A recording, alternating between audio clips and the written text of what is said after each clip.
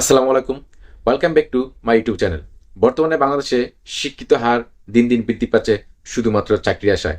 আমি বলবো চাকরি আশা না করে যে কোনো একটা ব্যবসা শুরু করেন। আবার অনেকের হাতে লাখ লাখ টাকা নিয়ে ঘুরে বেড়াচ্ছেন, কি ব্যবসা করবে এই কথা চিন্তা ভাবনা করে এক পায়ে গিয়ে আবার দু পা পিছিয়ে যায়, যার কারণে আর ব্যবসা করতে পারছেন না। আজকের এই ভিডিওতে আমি আলোচনা করব তিনটি পাইকারি ব্যবসা নিয়ে, যে ব্যবসাগুলো করলে আপনি অতি দ্রুত লাভবান হতে পারবেন। তো চলুন আর দেরি না করে শুরু করা যাক। সেজন্য আপনাকে এই ভিডিওটি মনোযোগ সহকারে প্রথম থেকে শেষ পর্যন্ত দেখতে হবে। তার আগে আপনি যদি আমার এই চ্যানেল নতুন দর্শক হয়ে থাকেন তাহলে চ্যানেলটিকে অবশ্যই সাবস্ক্রাইব করে রাখবেন, আর যদি অলরেডি সাবস্ক্রাইব করে থাকেন তাহলে থ্যাংক ইউ সো মাচ। পাইকারি ব্যবসা করতে হলে আপনাকে জানতে হবে যে পাইকারি ব্যবসা কাকে বলে।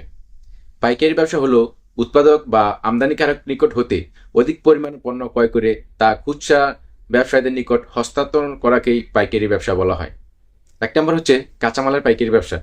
বর্তমানে বাংলাদেশের মধ্যে সবচেয়ে লাভজনক এবং জনপ্রিয় ব্যবসা হলো কাঁচামালের পাইকারি ব্যবসা। এই কাঁচামালের পাইকারি ব্যবসা আপনারা তিন ভাগে করতে পারবেন। এক হচ্ছে উৎপাদনকারীর কাছ থেকে সরাসরি কাঁচামাল ক্রয় করে তা খুচরা ব্যবসায়ীদের নিকট হস্তান্তর করা বা বিক্রি করা। দুই নম্বর হচ্ছে উৎপাদনকারীর কাছ থেকে না কিনে বিশেষ করে কারণ বাজার বা যাত্রাবাড়ি থেকে কাঁচামাল কিনে তা খুচরা ব্যবসায়ীদের নিকট বিক্রি করতে পারবেন। তিন নম্বর হচ্ছে কারণ বাজারও না বা উৎপাদনকারী না, নিজের আশেপাশে বা বাড়ির আশেপাশে যে জমিগুলো আছে জমিগুলোতে চাষ করে আপনি বাজারে পাইকারি বিক্রি করতে পারেন। দুই নম্বর হচ্ছে মাছের পাইকারি ব্যবসা। এটাও বর্তমানে বাংলাদেশের মধ্যে সবচেয়ে জনপ্রিয় একটি ব্যবসা। এই ব্যবসার মধ্যে কোনো লোকসান নাই, বরং প্রচুর টাকা লাভবান হতে পারবেন এই মাছের পাইকারি ব্যবসা করলে। মাছের পাইকারি ব্যবসা সাধারণত আপনি তিনভাবে করতে পারবেন। এক নম্বর হচ্ছে উৎপাদনকারীর কাছ থেকে পাইকারি কিনে খুচরা ব্যবসায়ীদের নিকট হস্তান্তর করা। আবার দুই নম্বর হচ্ছে যে বা এমনই কারণ যাত্রাবাড়ি থেকে মাছ কিনে পাইকারি বা বাজারে ছোট ছোট খুচরা ব্যবসায়ীদের নিকট বিক্রি করা।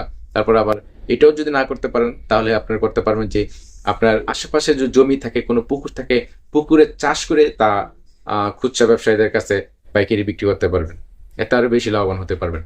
তিন নম্বর হচ্ছে মুদি ও মনিহারি ব্যবসা। বর্তমানের জগতে সবচেয়ে লাভজনক হচ্ছে এই মুদি ও মনিহারি ব্যবসা। আপনার হাতে যদি কিছু টাকা থাকে তাহলে মুদি ও মনিহারি ব্যবসা, পাইকারি ব্যবসা শুরু করতে পারেন, এতে কোনো লোকসান নাই। Thank you so much. আসসালামু আলাইকুম। ভিডিও যদি ভালো লেগে থাকে তাহলে একটি লাইক কমেন্ট করতে কিন্তু ভুলবেন না।